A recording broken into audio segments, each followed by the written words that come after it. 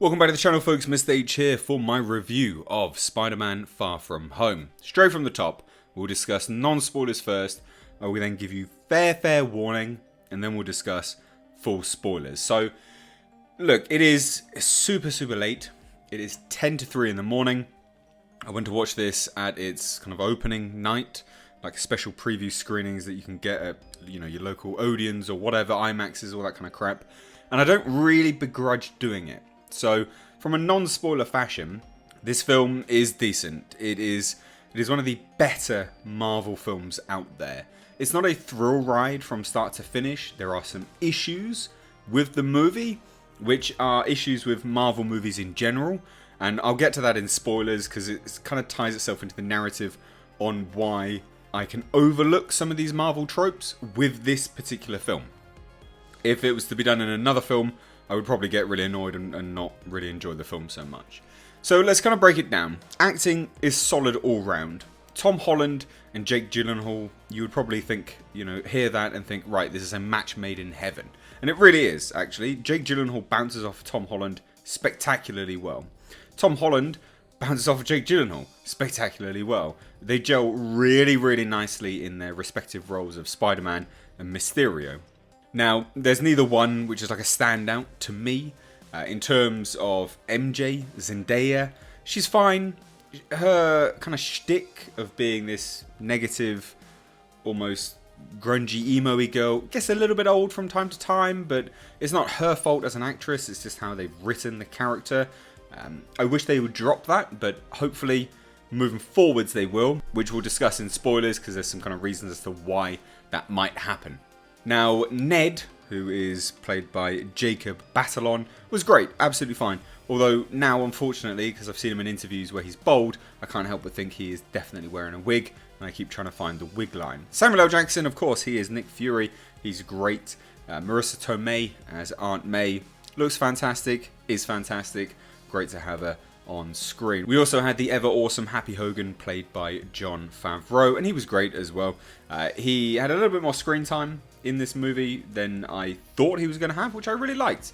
He was very good. He played almost kind of like an uncle-y figure, and I say that kind of tongue-in-cheek because of course we know that Happy Hogan and Aunt May is said to have a little bit of a romance in this film. We know that from the trailers, so yeah. It was good though, it was very good. The pacing was actually quite good. This is not an overly long film. It chugs along at a really decent pace, and it gets right into the action, straight away. In fact, pretty much from the opening act. There is a very quick pace to this film, which ties in directly to the narrative, you know, the story at play. But it's not of detriment, you know, it's not breakneck, it's not whiplash. You're not suffering from it going, oh my god, it's just too much on screen all at once. It chugged along at a nice pace. So much so that really it could have been a little bit longer and I wouldn't have minded. So that to me is a very good sign. But as I am saying all of this stuff, I would love to hear your thoughts on this film if you have seen it. So please do let me know down below in the description box what you think of the pacing. And also, if you're new here, make sure to hit subscribe if you've enjoyed this review thus far. So we'll just shuffle on in terms of the effects, right? This is an effect-heavy film, and it doesn't all work, but it's nowhere near bad. The effects are actually very good, but again, in terms of kind of Marvel tropes and things like that, I am getting a little bit old of CGI villains. You know, it'd be nice to have a little bit more practical effects work in there, but I don't hold it against the film at all. It's just, these are just Marvel films, these are superhero films, and it is just what it is, unfortunately. Now, in terms of Mysterio and Tom Holland, obviously I can't say too much because of spoilers, you know, we're discussing non-spoilers here, but their interaction is very good. It's one in which, obviously, anyone who knows anything about Mysterio, you know him to be a very deceptive character. You know, it's built into him as a character when he first appeared. So, you are watching this film expecting a turn, but it's not the turn that I thought it was going to be. Put it that way. And again, this is all non-spoilers. So, what I will say, though, in terms of just a quick review roundup for this film, the music was great. It was funny in parts. It had a great pace. The effects were fine.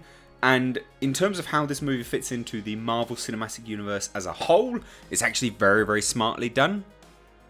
And yeah, I actually have to really give Sony and Marvel props for working together so diligently on this story and tying it so widely together. It definitely handles the aftermath of Tony Stark being, dead in Endgame, and it handles it to a reasonable degree, actually.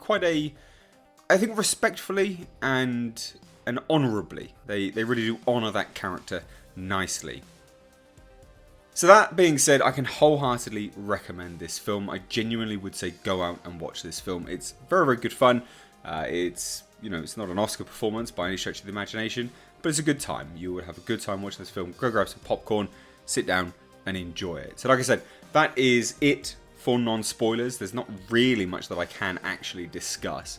So we do have to get into spoilers now. But like I said, if you're going to leave the video now, please do hit subscribe.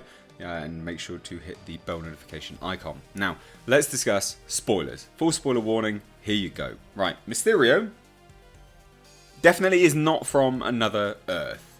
And this ties directly into how this movie is tied into the Marvel Cinematic Universe at large. Jake Gyllenhaal, Mysterio, is a old employee of Tony Stark, amazingly. This movie sets up, it's all about Tony Stark's legacy. Whether he's been, whether he's dead or his legacy when he was alive, whatever, it doesn't really matter. It's basically, how the world has been impacted by Tony Stark on a whole. You've got Tom Holland mourning his death. You've got Jake Gyllenhaal, a man who used to work for Tony Stark, a brilliant scientist, an inventor. The man, in fact, that invented all of the holographic technology that was used in Bath, which I believe was in Civil War. Or the Winter Soldier, should I say. Sorry about that, it's the Winter Soldier. So it's tying back in retrospect to all of these other movies by inserting these new characters that were never there in the first place, but it's very cleverly done. And I will say this, it makes me hopeful in the future that Marvel may tackle the Sentry, because they are very happy just to go back and in retrospect completely change stuff or add stuff, and I like that. It's good. So Jake Gyllenhaal just plays an ex-employee of Tony Stark. He realizes Tom Holland is going to be given Edith, which is even dead, I'm the hero, which is a big computer system, basically, that Tony Stark had, and he gave to Tom Holland. It's the most powerful thing on the planet, basically, all this AI and all this other nonsense. Now, Jake Gyllenhaal's Mysterio doesn't want Tom Holland to have it. He's working with a bunch of other old employees of Tony Stark that want to get that back and also have some name recognition in the process. So they build this alter ego Mysterio, and that is the story, basically. Now, what I said at the start in the non-spoiler part of the review was how there are Marvel tropes which are carried over into this film, which are a little bit of an issue for me. I will say this, like I said, in that part of the review, is that I don't mind it too much because it's wrapped into the narrative. And what I mean by that is we just get loads of robots at the end. I'm so sick of just robots and mindless, literally, drones. We had the Chitauri. They might as well have been a hive mind that just gets killed with a click of a button. This movie did exactly the same thing. Exactly the same thing, but with literal drones. So it was a bit of an issue, but it was tied directly into how Mysterio was creating all of the holograms that were there and things like this. So I don't hate it too much, but Marvel, please step away from it now. You've got some awesome cosmic beings out there. Let's not see millions of cosmic beings and all these little drones and all this kind of nonsense anymore. Let's get some real threats out there for our characters, because that's the way forward now. Now, in terms of Happy Hogan and Aunt May, yeah, they have a fling. They're dating, basically. Samuel L. Jackson and Kobe Smulders, so Nick Fury and Maria Hill, they're in it, and obviously from the post-credit scene, which you will want to stay for, they're fine anyway, but the post-credit scenes do set up some interesting kind of plot holes, because at the opening of the film, Samuel L. Jackson and Kobe Smulders are referring to one another as Nick Fury and Maria Hill, whereas we turn out that they are in fact Skrulls, Ben Mendelsohn's character. So it doesn't really make any sense. That's a plot hole in and unto itself. They are literally surrounded by no one. They're just talking to one another. You'd think they'd refer to them in their actual names, but whatever, it's fine. Suspend a bit of disbelief. Now, the initial post-credit scene, or I guess it's kind of a pre-credit scene anyway, is Mysterio's final one-up on Spider-Man. And as he, just before he dies, he somehow gets a tape out to the Daily Bugle, which, yes, it is J. Jonah Jameson's, played by the iconic J.K. Simmons. He absolutely nailed that role. He did a fantastic job in the role. Now, this doesn't tie into any of the other movies. We know that there's no multiverse now, so it's not linked to that. It is just J. Jonah Jameson, played by J.K. Simmons, in this new universe. It doesn't change anything at all. I don't really see why everyone was... I've seen a whole bunch of other reviews for this film, and they are literally ejaculating over this post-credit scene. It's not that good.